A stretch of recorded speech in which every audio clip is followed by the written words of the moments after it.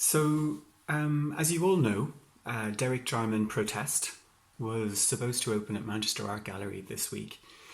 It has now been postponed until further notice, and we're all very disappointed, as so much work has already been done for the show.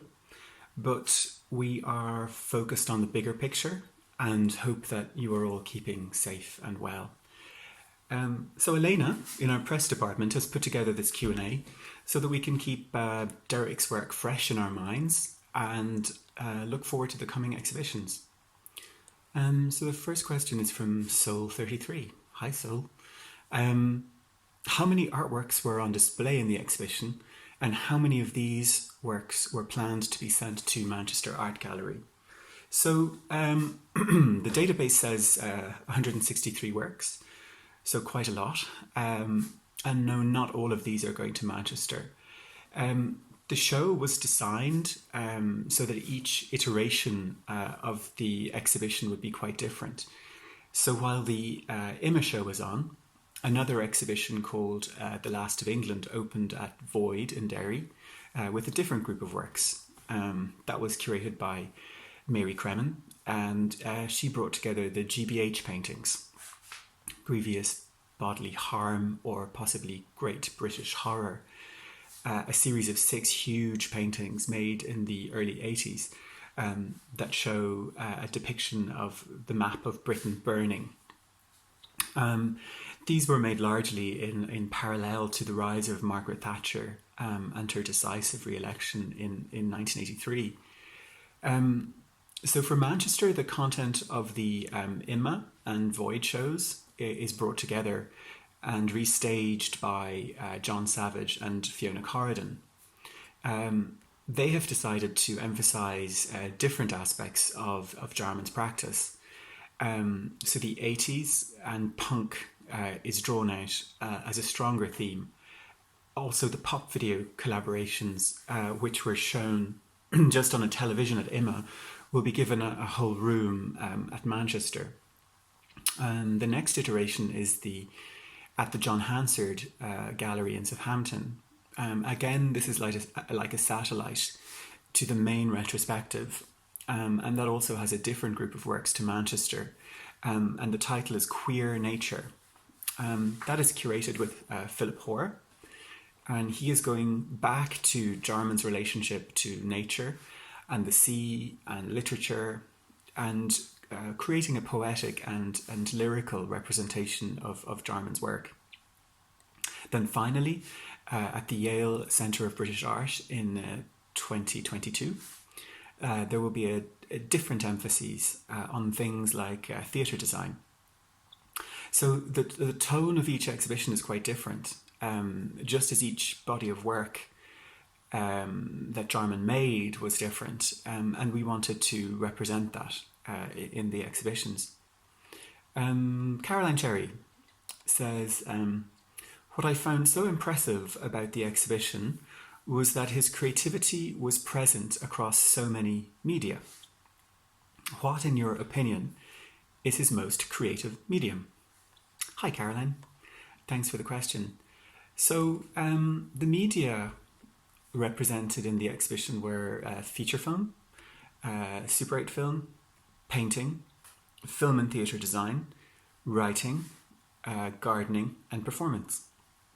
There were also bits about drag and designed interiors. So to ask where he's most creative is possibly to ask how he was most original or inventive. And of course, this is a very postmodern question. What is originality? And that as a question was really being tested when Jarman was emerging as a mature artist in the late 70s and early 80s. Because to be original also assumes the presence of the protean genius artist or author. But Jarman was really a magpie, whose work in all the media he worked in owes a debt to many, many different artists and writers and thinkers that came before him. His work is abundantly layered with his fascinations, with alchemy and magic, with ancient Egypt and Neolithic Britain, with beauty and sex and politics, all brought together in a way that was original, and very distinctively Jarman. But in as much as he had a clear vision for what he wanted to achieve in a piece of work, a lot of his work is also based on collaboration, particularly in his films, where he relied on the many talented people around him to problem solve and ad-lib. So that's a very long way of avoiding your question. But you asked me what was his most creative medium, and I'll answer that by thinking about his most original work, which is Blue. His last feature film from 1993, and possibly his greatest work. And the total erasure of image, the total iconoclasm that he staged for Blue, represented a radical shift in what a film could be. And I compare it to other really profound moments in culture. The first, of course, is by Jarman's great hero, Yves Klein, and Blue is a homage to him. And Klein staged The Void in 1958 in Paris, an exhibition which was an empty room, a completely radical gesture for the time. Or it's like Kazimir Malevich's White on White from 1918, which is white paint on a white canvas made during the Bolshevik Revolution to reboot Russian culture and start with a clean sheet. Or it's like John Cage's musical composition, 4 minutes and 33 seconds of silence, first performed in the early 50s. It completely reimagined what music can be and rewrote the rules.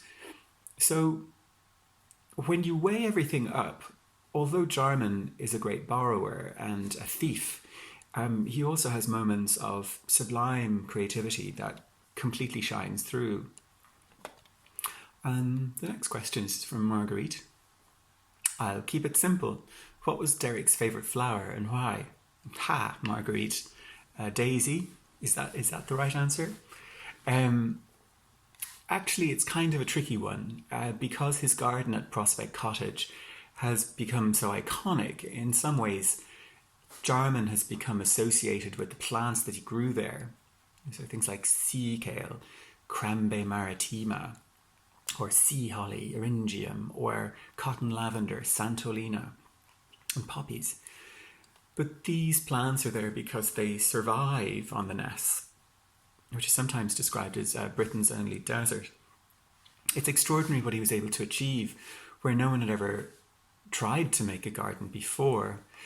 But one of the things that becomes clear when you read his memoirs is how closely attuned he is to plants and things that grow. I'm thinking about modern nature, where there are passages in which he walks down a country lane and brushes his hands along the wildflowers in the hedgerows and involuntarily names each one.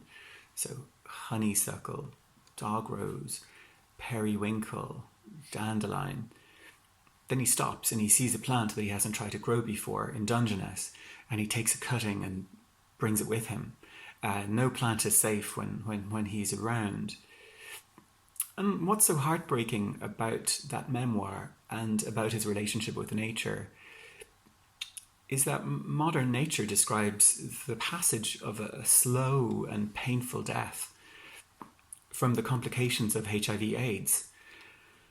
But throughout it, he puts any energy he has into growing things, into growing plants, into growing his films, into growing his paintings, growing his politics, growing his relationships. So to answer your question, I'll say that his favourite flower was friendship. Enda says, only to say I just love the exhibition. Well, thanks, Enda.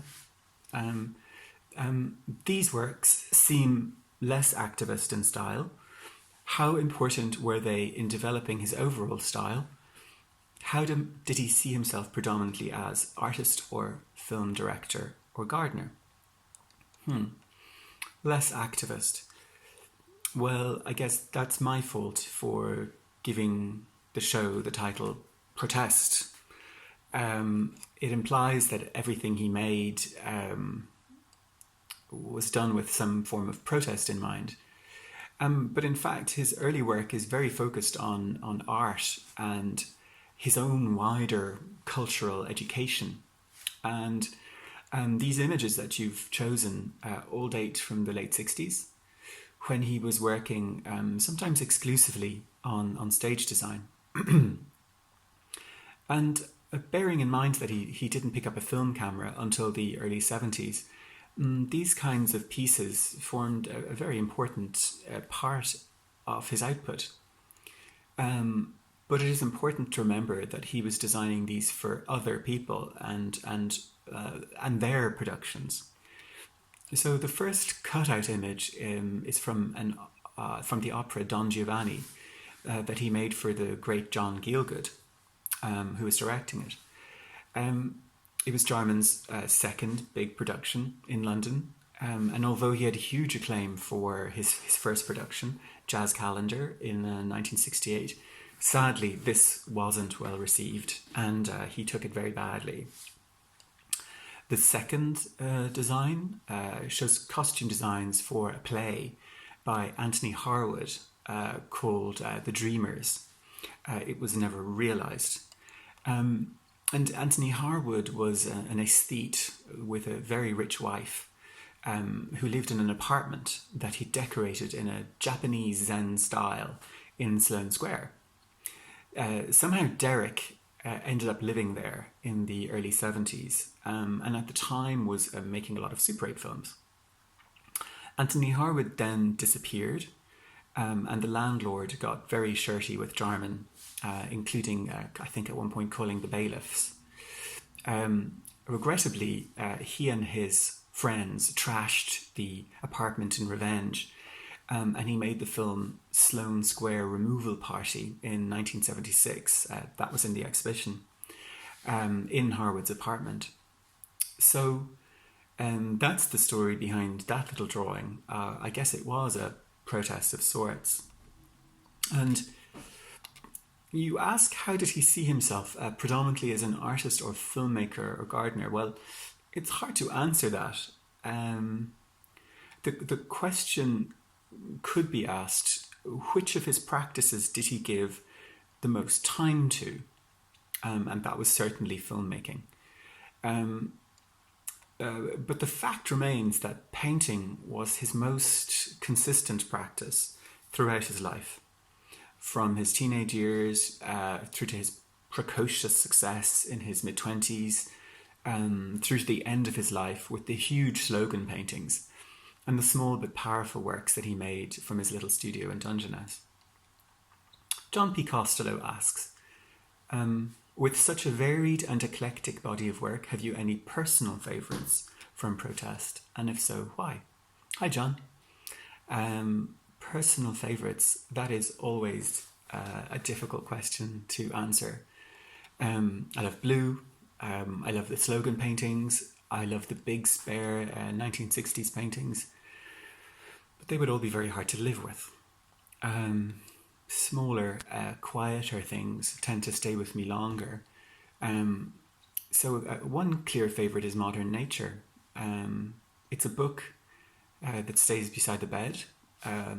You can open it on any page, and because it's a diary, you're immediately inside Jarman's world without a preamble. But really, possibly my personal favourite is the earliest work in the show, and the first one on display, the self-portrait done when he was 17. He's still a child, really, when he's making it, and so I'm looking at the painting with a kind of foresight. I know what this young man is going to become and going to achieve, and so the painting is like an image of promise and potential, spilling out from those big brown eyes. So thanks, everyone, and good morning.